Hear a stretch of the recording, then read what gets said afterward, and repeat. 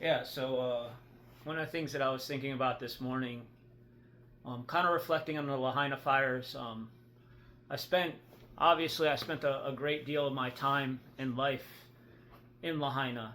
Um, I mean, a lot of times when I lived in Lahaina, I didn't even have a car for maybe even most of the time that I lived there. So I was very, very confined to that town because I didn't have a car a lot of times.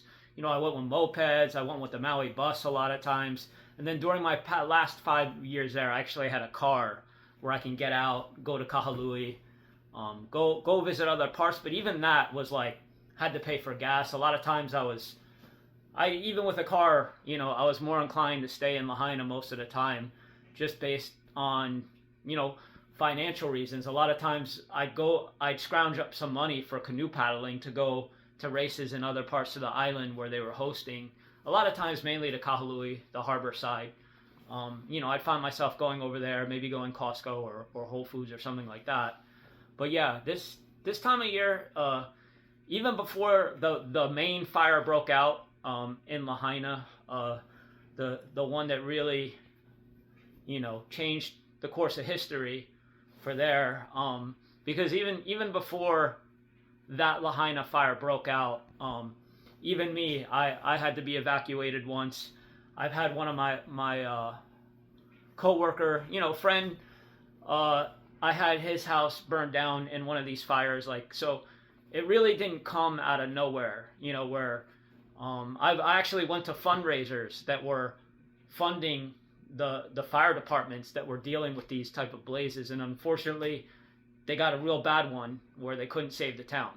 And that's just the reality of what I experienced when I lived there. Whether you want to be, a conspiracy theorist and all that, this is just what I experienced while I was there. It was like, I was always like, man, like if something ever happens, like we could lose. Like that's just my feeling. I would spend nights pacing up and down the street when these fires were out, just kind of like when I lived there. Well, I moved back to Jersey, so I didn't experience the Lahaina fire back in the beginning of August 2023. But it was always one of those things that made me feel really uneasy, made me feel, the thing with Lahaina is these things are happening even now that I see, like if the fire never happened and I was still living in Lahaina, like I see the weather set up where the storms are forming in the Pacific as they are right now. And the funny thing about Lahaina is you'll have these storms that'll form, but the minute they reach Lahaina, the West Maui's will block all that moisture where everything is dry, and you'll get a windstorm instead of rain.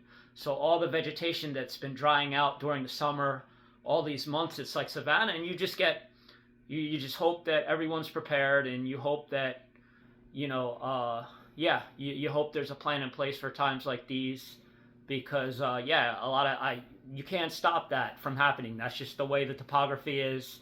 These storms that are headed that way, like I don't know what their trajectory is. I mean, I'm not a weather forecaster, but if they come close enough to the islands to create a lot of that wind, obviously you're going to have to watch these dry areas that probably have been growing back and all that. Like that would be my main focus, other than actual, I know when I lived there, one of the things that they talked about was Hurricane Iniki, that the locals, I remember they would talk about how that one was like I remember, I think it was my friend Caroline that was recounting that storm that would talk to me about that. She'd be like, yeah, it looked like it was going to miss the islands, and then all of a sudden it just curved up last minute and decided to hit, and actually the damages and everything, I don't know specifically what got what, but I found that a pretty interesting thing that they were able to remember that storm. So a lot of these storms, yeah, that's one of the things is like,